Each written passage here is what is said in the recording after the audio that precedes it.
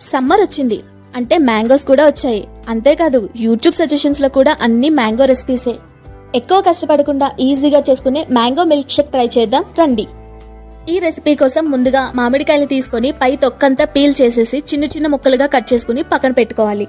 ఆ తర్వాత milk shake చేసుకోవడానికి మిక్సీ జార్ తీసుకొని కట్ చేసి పక్కన పెట్టుకున్న మామిడికాయ ముక్కల్ని అందులో వేసుకోవాలి. తర్వాత మీ రుచికి తగ్గట్టుగా షుగర్ని యాడ్ చేసుకోండి. స్వీట్నెస్ మీ ఇష్టం. ఆ తర్వాత ఫ్రిడ్జ్ లో పెట్టుకున్న చల్లటి పాలని యాడ్ చేసుకోండి. మీకు ఇష్టం ఉంటే ఐస్ క్యూబ్స్ ని కూడా వేసుకోండి.